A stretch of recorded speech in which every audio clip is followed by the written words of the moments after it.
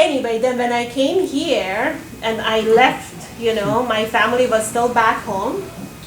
I was here on my own, and I had the freedom to color my hair, you know, so I really liked it. And oh, actually, I have to tell you, my first experience coloring my hair, I wanted to be blonde. So I was in Austria. I lived in Austria for 9 months before I came to the US. And so I went to the drugstore and saw the box that had like the blonde girl on it. And I was like, oh, this is the shade of blonde that I want.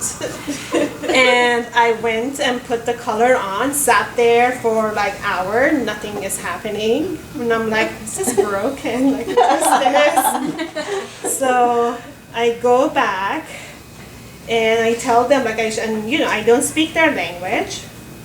And their English was a little bit limited. My English wasn't as good either. So I'm trying to make her understand that this hair like is not that. And finally like somebody that was in there with me from my culture and she had done hair, she was like, you realize that this is not gonna like on your level 4 hair. This is never gonna happen. So I was like, well then how do I go blonde? She was like, you need to like bleach it. Like you can't put color on it and expect it to lift. So anyway, when I came here and I started coloring my hair, so I would go and be like, I want to be blonde, and they would give me beautiful highlight, super happy, walk out of the salon happy, and then a week later I would see like a L'Oreal commercial with like the girl on it, like with beautiful brow. I was like, I want that. Run to the drugstore, get the box, put it on.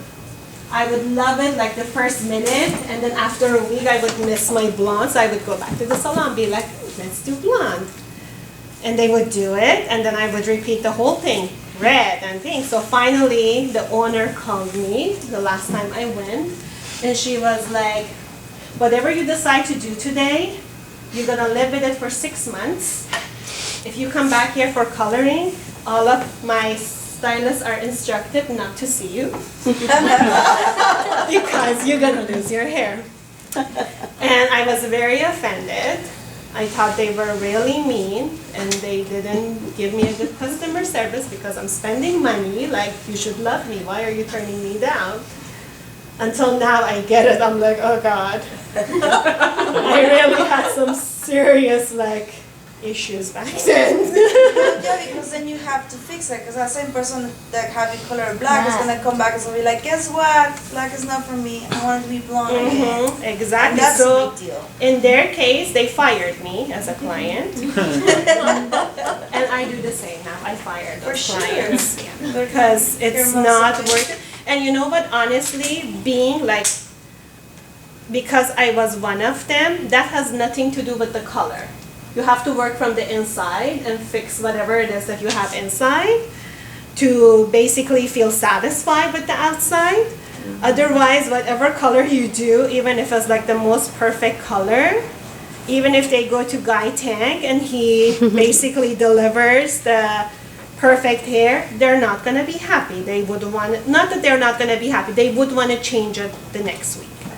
It's like more of like an internal psychological thing. So for that, our skills are not going to fix that. They need to either go read like self-help books or just that's just it. Like it's not the hair problem, it's like more. It's like the client that's like, nobody gets my hair right. You're like, oh, that's like a red flag right there. It's like, Can you just turn her just to see what you just did? Sure. Just really quick.